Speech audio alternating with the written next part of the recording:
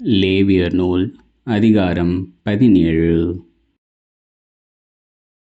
ஆண்டவர் மோசேயிடம் கூறியது: ஆரோன், அவன் புதல்வர், எல்லா இஸ்ரேல் மக்கள் ஆகியோரிடம் நீ கூற வேண்டிய ஆண்டவரின் வார்த்தை இதுவே: இஸ்ரேல் குடும்பத்தைச் சேர்ந்த யாரேனும் மாடு, ஆடு அல்லது வெள்ளாடு இவற்றை சந்திப்பு கூடார வாயிலான ஆண்டவர் உறையும் இடத்தில் அவரது திருமுன் ஆண்டவருக்கு செலுத்தும்படி கொண்டு வராமல் குடியிருப்பிலோ குடியிருப்பு எல்லைக்கு வெளியிலோ கொலை செய்தால் அது அவருக்கு பழியாகும்.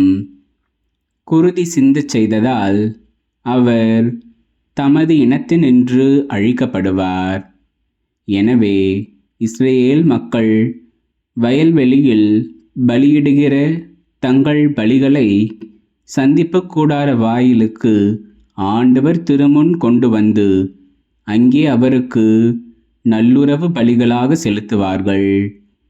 அங்கு குரு அந்த இரத்தத்தை சந்திப்பு கூடார வாயிலில் இருக்கும் ஆண்டவரின் பலிபீடத்தின் மேல் தெளித்து கொழுப்பை ஆண்டவருக்கு உகந்த நறுமணமாக எரிப்பார்.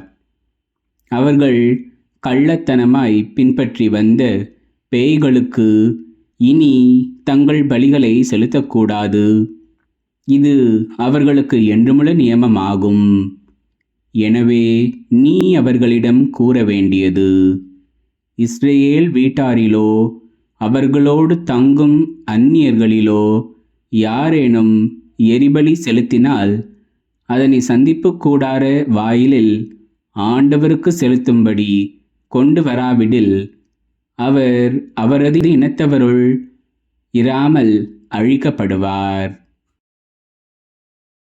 இஸ்ரேல் குடும்பத்தாரிலும் உங்கள் நடுவே தங்கும் அந்நியரிலும் ஒருவர் குருதியை அருந்தினால், குருதி அருந்தியவருக்கு எதிராக நான் என் முகத்தை திருப்பி அந்த மக்களிடையே அவர் இராதபடி அழிப்பேன். உடலின் உயிர் குருதியில் உள்ளது. அதனை நான் உங்களுக்காக பலிபீடத்தின் மேல் உங்கள் உயிருக்கென பாவக்கழுவாய் செய்யும்படி ஆணையிட்டேன். ஏனெனில் அது உயிருக்கான பாவக்கழுவாய் நிறைவேற்றும் குருதி. எனவேதான் இஸ்ரேல் மக்களுக்கு சொன்னேன்: உங்களில் ஒருவரும் குருதியை அருந்த வேண்டாம், உங்களிடையே தங்கும் அந்நியரும் அருந்த வேண்டாம். இஸ்ரேல் மக்களிலோ உங்களிடையே தங்கும் அந்நியரிலோ ஒருவர் உண்ணத்தக்க ஒரு விலங்கை அல்லது பறவையை வேட்டையாடி பிடித்தால் அவர் அதன் குருதியை தரையில் சிந்தவிட்டு மண்ணால் மூட வேண்டும். ஏனெனில் அனைத்து உடலுக்கும் அதுவே உயிர். அதன் குருதி உயிர் போன்றது. ஆகையால் இஸ்ரேல் மக்களுக்கு எந்த உடலையும் குருதியோடு உண்ணாதீர்கள் என்று சொன்னேன். ஏனெனில் எல்லா உடலின் உயிரும் குருதியே. அதனை உண்பவர் அழிவார். குடிமக்களிலும் அந்நியரிலும் செத்த உடலை அல்லது பீறி கிழிக்கப்பட்டதை உண்பவர் தம் உடைகளை துவைத்து தண்ணீரில் முழுகுவார்.